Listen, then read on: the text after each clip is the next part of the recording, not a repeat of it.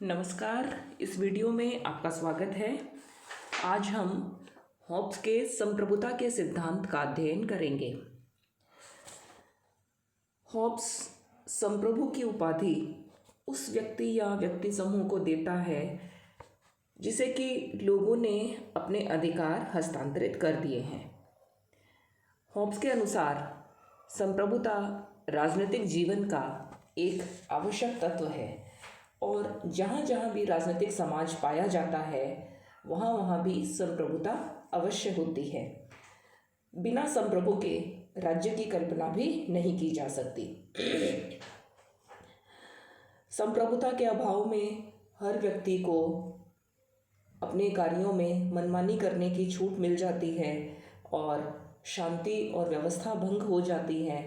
राज्य का उद्देश्य ही नष्ट हो जाता है और यदि संप्रभु नहीं होगा तो व्यक्ति उसी प्राकृतिक अवस्था में फिर से पहुंच जाएंगे जहां से निकलने के लिए ही उन्होंने राज्य का निर्माण किया था।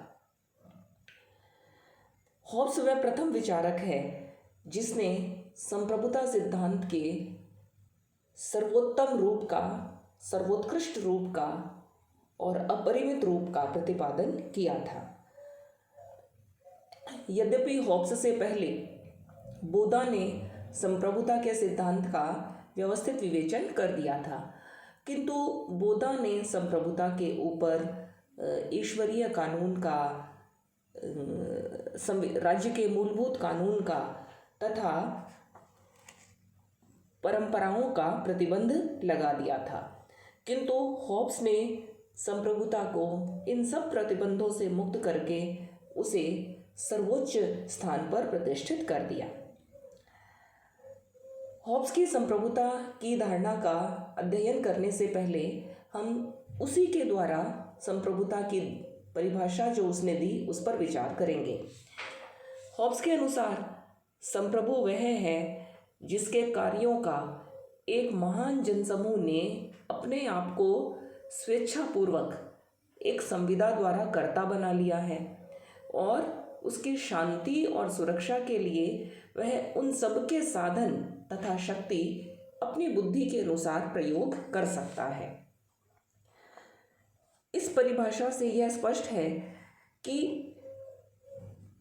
संप्रभुता का सार यह है कि संप्रभु ने समस्त व्यक्तियों या व्यक्ति समूह के अधिकारों को संविदा के द्वारा अपना लिया है और उस व्यक्ति समूह या सरल भाषा में कहें तो लोगों के शांति और सुरक्षा के लिए वह संप्रभु अपनी बुद्धि के अनुसार प्रयोग कर सकता है।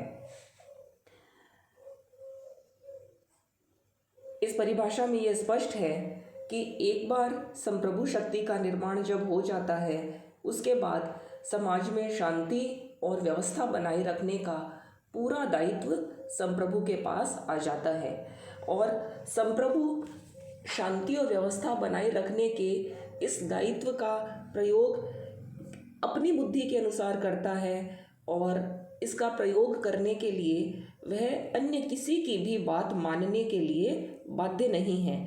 वह राज्य के व्यवस्था को बनाए रखने के लिए, राज्य में कानूनों की स्थिति को सामान्य बनाए रखने के लिए अपरिमित शक्तियों का प्रयोग कर सकता है। हॉब्स ने संप्रभुता की ये जो परिभाषा दी है उस परिभाषा के अनुसार उसके संप्रभुता सिद्धांत की अनेक विशेषताएं प्रकट होती हैं। इसकी पहली विशेषता तो यही है कि संप्रभु ही विधेयात्मक कानून का स्रोत होता है। इसका अर्थ यह है कि एक बार जब लोगों का समूह स्वयं आपस में ही यह समझौता कर लेता है कि हम अपनी सारी शक्तियां इस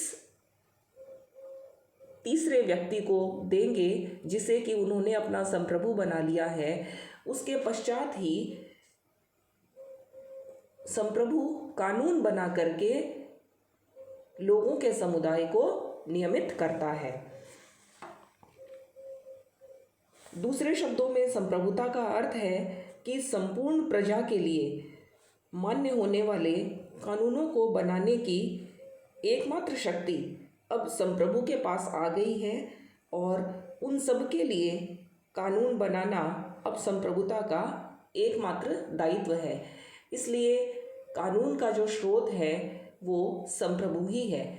इसमें यह बात भी सम्मिलित है कि प्राकृतिक कानून का कोई भी बंधन इस राजनीतिक समाज के ऊपर नहीं है, ईश्वरीय कानून का बंधन भी राजनीतिक समाज पर नहीं है और किसी भी प्रकार के अन्य बंधनों से मुक्त संप्रभु अपनी बुद्धि के अनुसार कानूनों का निर्माण कर सकता है। इसलिए समस्त कानूनों का स्रोत संप्रभु ही है।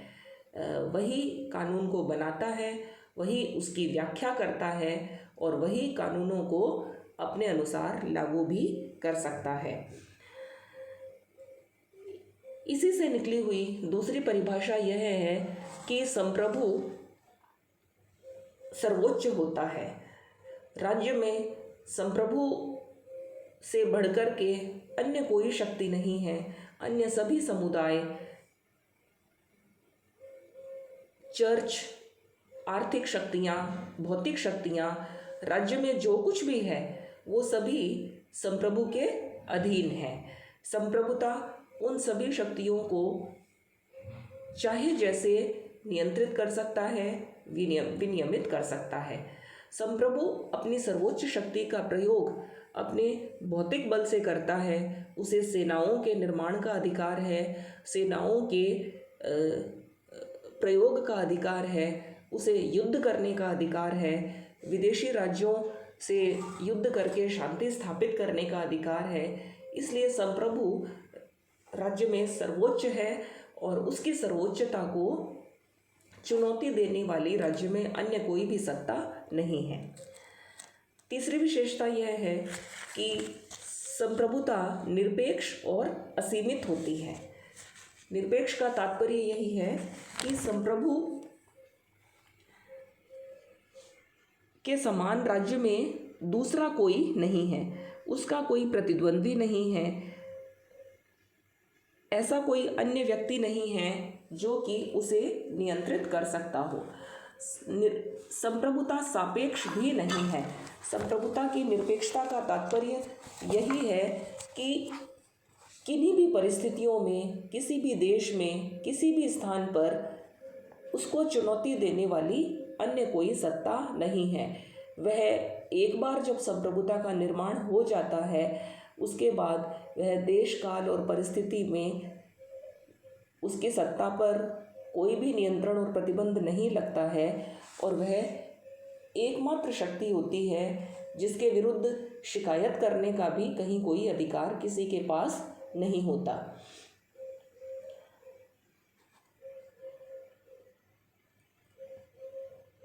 अगली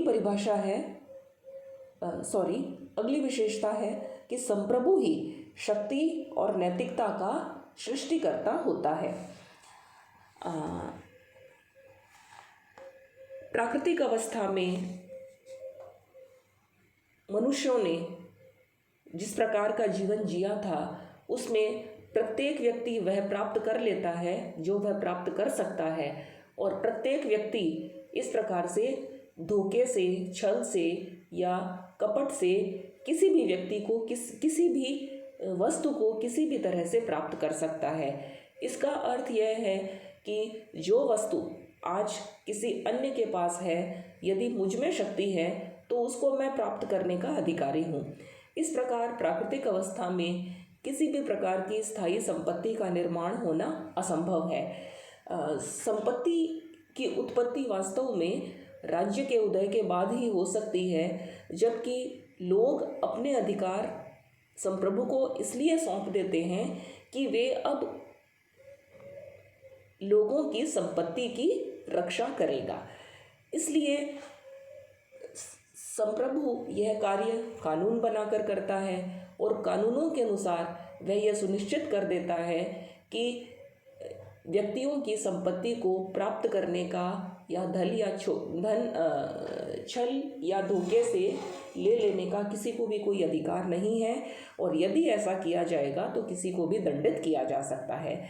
इसलिए राजनीतिक सत्ता के अलावा ऐसी कोई भी सत्ता नहीं है जो संपत्ति के अधिकार की रक्षा कर सके। इसलिए संप्रभु ही संपत्ति का सृष्टिकर्ता माना गया है। इसी प्रकार से राजनीतिक समाज में ही नैतिकता और अनैतिकता का उदय होता है। प्राकृतिक अवस्था का वर्णन करते हुए हमने देख ही लिया था कि प्राकृतिक अवस्था में रहने वाले व्यक्तियों के लिए नैतिक केवल एक ही बंधन होता है, और वह है कि जो जिस वस्तु को प्राप्त कर सके वह प्राप्त कर ले, और अपने जीवन की सुरक्षा के लिए सभी प्रकार के कार्य नैतिक समझे जाने चाहिए। किंतु इस प्रकार की निरपेक्ष जो स्थिति है वो राज्य में, वो प्राकृतिक अवस्था में अराजकता उत्पन्न करती है, जीवन पर खतरा बन जाती है। और जब राजनीतिक समाज की स्थापना हो जाती है तब संप्रभु ही अपने कानूनों के द्वारा नैतिकता का निश्चय करता है। नैतिकता का तात्पर्य यही है कि कानून के अनुसार कार्य करना ही नैतिक है, और कानून के विरोध में जाकर के कानून के का उल्लंघन करना ही अनैतिक है। इस प्रकार से संप्रभुता के द्वारा ही समस्त प्रकार की नैतिकता का उदय होता है। किंतु यहाँ यह बात भी समझनी चाहिए कि संप्रभु नैतिकता का सृष्टिकर्ता तो है, किंतु स्वयं नैतिकता से ऊपर है। वह नैतिकता को मानने के लिए बाध्य नहीं है। उसके किसी भी कार्य को अनैतिक तथा अन्यायपूर्ण नहीं माना जा सकता। इस प्रकार से जो स्वयं नैतिकता का सृष्टि करता है, जो स्वयं संपत्ति का सृष्टि करता है, उसके स्वयं के कार्य अनैतिक नहीं है। यदि वह किसी की भी संपत्ति का अपहरण भी करता है कानून के द्वारा, तो उसे भी अनैतिक नहीं कहा जा सकता। इसलिए संप्रभु वो सभी कार्य कर सकता है जिसे प्रजाजन के लिए यद्यपि अनैतिक समझा जाता है, किंतु वही कार्य संप्रभु के लिए अनैतिक नहीं है, वह समस्त प्रकार के मापदंडों से ऊपर है। अगली परिभाषा है, अगली विशेषता है न्याय का स्रोत। संप्रभु न्याय का स्रोत होता है। इसका अर्थ यह है कि संप्रभु के द्वारा जो कानून बनाए जाते हैं, उन कानूनों का यदि कोई उल्लंघन करता है तो उस व्यक्ति को संप्रभु के द्वारा दंड देने का अधिकार है, और इस प्रकार दंड के माध्यम से, शक्ति के माध्यम से वह समाज में शांति और व्यवस्था बनाए रखता है। उसे युद्ध करने और उस युद्ध की घोषणा करने का अधिकार है। वह सेना का सर्वोच्च अधिकारी है। शासक को न्याय का स्रोत बनाकर और न्यायाधीशों को उसके सिंहासन के नीचे के सिंह बता करके हॉब्स ने वास्तव में न्यायिक स्वतंत्रता के सिद्धांत का खंडन किया है। और जब उसे न्याय का स्रोत बताता है और साथ में वह कानूनों का निर्माता भी बताता है और सेना का सर्वोच्च सेनापति भी बनाता है, इसका अर्थ यह भी है कि संप्रभुता अविभाज्य है और अदेय है। संप्रभुता की अविभाज्यता का तात्पर्य यही है कि हॉब्स 18वीं शताब्दी में जिस शक्ति पृथक्करण सिद्धांत का बाद में उदय हुआ था, उस शक्ति पृथक्करण सिद्धांत की अवधारणा को स्वीकार नहीं करता। हॉब्स व्यवस्थापिका, कार्यपालिका और न्यायपालिका सभी के कार्यों को एक ही संप्रभु में केंद्रित कर देता है। उसकी विचारधारा में शक्ति पृथक्करण और नियंत्रण और संतुलन के सिद्धांत के लिए कोई स्थान नहीं है। वही सभी शक्तियों का एकमात्र अधिकारी है और एकमात्र प्रयोग करता है। इस प्रकार से एक राज्य में संप्रभुता केवल एक ही व्यक्ति या उस व्यक्तियों के समूह में हो सकती है और वही समूह और वही व्यक्ति संप्रभुता की सभी प्रकारों की व्याख्या करता है और संप्रभुता का असीमित प्रयोग करने का अधिकारी है। संप्रभुता अदेय है। इसका तात्पर्य यह है कि संप्रभु शक्ति किसी अन्य व्यक्ति को नहीं दी जा सकती। एक बार नागरिक समाज की स्थापना होने के बाद जनता ने जिस व्यक्ति को संप्रभु बना दिया है, वही व्यक्ति जनता की सभी शक्तियों का प्रयोग करता होगा। और जब तक जनता क्रांति करके संप्रभु की शक्तियां अन्य किसी व्यक्ति को नहीं दे देती, तब तक स्वयं संप्रभु अपनी शक्तियां अन्य किसी को नहीं दे सकता। यहाँ पर हमें यह भी समझना चाहिए कि संप्रभुता का जो सिद्धांत है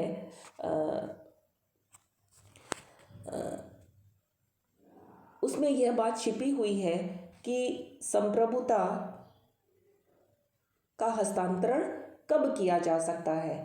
हॉब्स यह स्पष्ट रूप से बताता है कि केवल एक परिस्थिति है जब संप्रभुता किसी अन्य व्यक्ति को हस्तांतरित की जा सकती है, और वह परिस्थिति है कि जब वर्तमान संप्रभु जनता की संपत्ति और उसके जीवन की रक्षा करने में असमर्थ हो जाता है। जब वर्तमान संप्रभु शक्ति का वास्तविक प्रयोग करने में असमर्थ हो जाता है, तब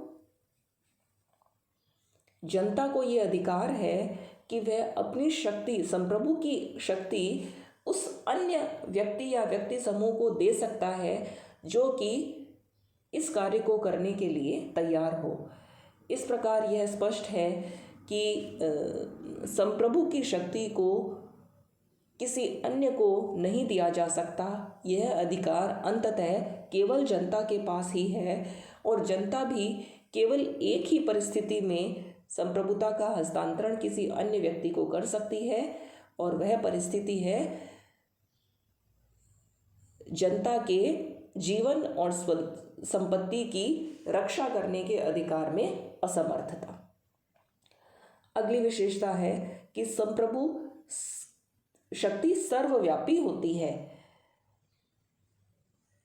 एक राजनीतिक समाज का जब निर्माण हो जाता है और उसकी जहाँ तक क्षेत्रीय सीमाएं होती हैं, उन सीमाओं के भीतर प्रत्येक स्थान पर संप्रभुता की शक्ति विद्यमान होती है। उस भौगोलिक समाज में संप्रभु के द्वारा बनाए गए कानून पूरी तरह से लागू होते हैं, और उस क्षेत्र में जो भी व्यक्ति संप्रभुता को चुनौती देता है, उस चुनौती देने वाले को समाप्त करना या उसे दंडित करने का कार्य संप्रभु का होता है। इस प्रकार से यदि हॉब्स के संप्रभुता सिद्धांत का यदि विश्लेषण किया जाए तो हम देख सकते हैं कि हॉब्स ही वो प्रथम विचारक था जिसने संप्रभुता के एक निरपेक्ष सिद्धांत का, एक सीमा रहित असीमित सिद्धांत का पहली बार प्रतिपादन किया था और उसकी तार्किक व्याख्या की थी। यदि संप्रभुता के सिद्धांत का मूल्यांकन किया जाए तो उस पर जो पहला उसकी जो आलोचना की जाती है वो यही है कि संप्रभुता का यह सिद्धांत असत्य है और वास्तविकता से दूर है। वास्तव में जिस संप्रभु शक्ति की हॉब्स कल्पना करता है, अनुभव से वैसी संप्रभु शक्ति की उपस्थिति राज्यों में देखने को नहीं मिलती है। संप्रभुता का इतना असीमित प्रयोग किसी भी राजा के लिए करना असंभव है। और संप्रभुताधारी इतनी निरंकुश सत्ता का यदि प्रयोग करेगा तो जनता उसके विरुद्ध विद्रोह कर उठेगी। किंतु संप्रभुता के इस सिद्धांत का मूल्यांकन करते समय हमें यह नहीं भूलना चाहिए कि यहाँ हॉब्स संप्रभुता के केवल सैद्धांतिक स्वरूप का वर्णन करता है। वो केवल यह बताता है कि संप्रभु में इतनी महान शक्तियाँ निहित है। यह अलग बात है कि इनमें से वह कितनी शक्तियों का प्रयोग कर पाता है अथवा उनका प्रयोग नहीं कर पाता। हॉब्स का उद्देश्य संप्रभु के द्वारा प्रयोग की जाने वाली शक्तियों का विवरण देना नहीं था, वरन उसके उद्देश्य तो संप्रभुता के आदर्श स्वरूप का निर्धारण करना था, और वो उसने किया है। संप्रभुता सिद्धांत की आलोचना यह कहकर के भी की जाती है कि यह एक अतार्किक सिद्धांत है, और वाहन जैसे आलोचकों ने इस सिद्धांत को खतरनाक बताया है।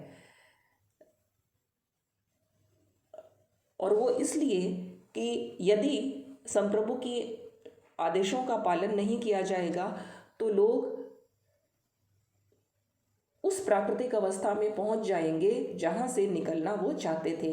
इस प्रकार से संप्रभुता का सिद्धांत केवल भय के आधार पर टिका हुआ है, और तर्क से हम यह जानते हैं कि मनुष्य के अंदर केवल भय की प्रवृत्तियां नहीं होती हैं, वरन उसके अंदर बुद्धि और तर्क की क्षमता भी होती है। और हॉब्स का संप्रभुता सिद्धांत केवल भय के आधार पर टिका हुआ है, जो कि सभी मनुष्यों को दासता के अनंत बंधन में बांध देता है।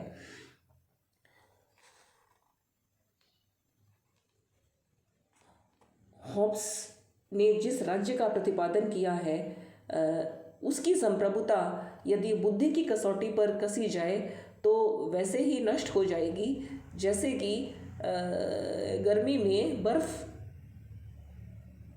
नष्ट हो जाती है। किंतु संप्रभुता सिद्धांत का मूल्यांकन करते हुए हमें उसके दूसरे पक्ष पर भी विचार करना चाहिए, और वो है संप्रभुता सिद्धांत में संविधानवाद के बीज। यद्यपि हॉब्स का संप्रभुता सिद्धांत देखने में कितना ही निरंकुश क्यों न प्रतीत होता हो, किंतु उसके सिद्धांत में संविधानवाद या कानून के अनुसार कार्य करने की शक्ति के बीज छिपे हुए हैं। जब वो संप्रभु पर यह प्रतिबंध लगाता है कि संप्रभु के लिए आवश्यक है कि वह अपनी शक्ति के द्वारा जनता के जीवन और संपत्ति की रक्षा करे, यदि इस उद्देश्य को पूर्ति करने में वह असफल हो जाता है तो उसे अपने पद पर रहने का कोई भी अधिकार नहीं है। वास्तव में यही वो महान उद्देश्य है जिसके लिए उसने एक निरंकुश संप्रभु शक्ति का निर्माण किया है। आगे जाकर के इस उद्देश्य की जो और अधिक गहरी व्याख्या थी वो बेंथम आदि उपयोगितावादी विचारकों ने की, और संप्रभुता के सिद्धांत की व्याख्या आगे जाकर के लॉक और रूसो में प्रकट हुई। हॉब्स के संप्रभुता का जो निरंकुशवाद है वो मूलतः व्यक्तिवाद में छिपा हुआ है। वो व्यक्ति ही है जिसकी सुरक्षा के लिए इतने बड़े संप्रभु का निर्माण किया गया है। इसलिए संप्रभुता का जो सिद्धांत है उसका पहल निर्माण करके हॉब्स ने उस समय के उस तार्किक धुंध से राजनीतिक चिंतन को बाहर निकालने का पहला सफल प्रयास किया था, जो उस समय चल रहा था कि संप्रभु की निरंकुश सत्ता ईश्वरीय आदेश के अनुसार राजा को मिली है या अन्य प्राकृतिक कानूनों के अनुसार उसे मिली हुई है, या धर्म की शक्ति के द्वारा संप्रभु की शक्ति सीमित है। इन सभी बंधनों से हॉब्स ने संप्रभुता की शक्ति को मुक्त करके उसे सर्वोच्च स्थान पर प्रतिपादित किया। और यह करके उसने राजनीतिक चिंतन के क्षेत्र में एक महानतम कार्य किया। सेबाइन ने इसीलिए उसे राजनीतिक चिंतन का महानतम विचारक कहा है। धन्यवाद।